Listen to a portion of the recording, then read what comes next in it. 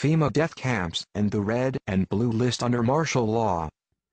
While I have no doubt that the NWO cravers at the CIA have their own list of people to round up and terminate, the actual proper agency behind the now infamous red-blue lists is none other than FEMA Black Ops.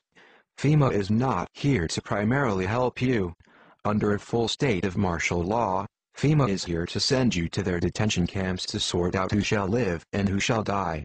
Those unfortunates whose names are found among the millions of fellow Americans on FEMA red-blue lists will never come out of the FEMA camps alive, although they may have to go through hell before they are finally terminated.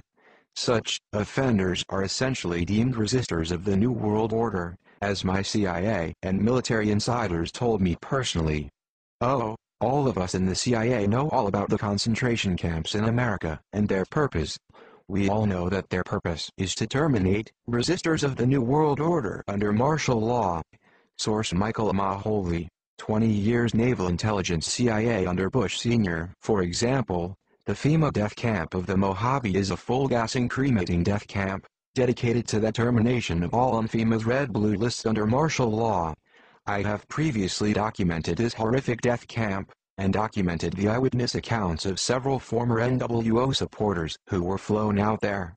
My friends, Doc Marquis, Illuminati, and Elaine Nost, CIA Luciferian, formerly high-level Illuminati Luciferians, but now are supposed Christians for many years, were both flown separately to this facility in the Mojave Desert of California. It boasts a landing strip. According to another contact, a D agent who personally investigated this FEMA facility, it was recently doubled in size to increase killing capacity.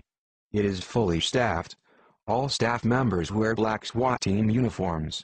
When I asked Doc Marquis what his sentiments were, back when he was a member of the Illuminati and given a tour of this killing facility, his reply was, "Sheer joy. I rejoiced at the thought of Christians being terminated in this place."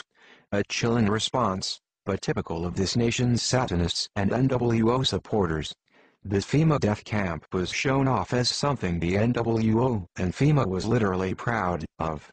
And there are many more FEMA detention camps whose ultimate purpose under martial law is not to save life, but to terminate human lives deemed unworthy of entering into the dawning of Lucifer's New World Order.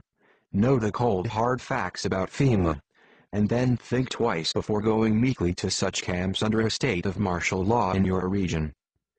We are all on a red or blue list somewhere. Those on the red list will be walked on at 4 a.m. and taken to the camps and probably killed.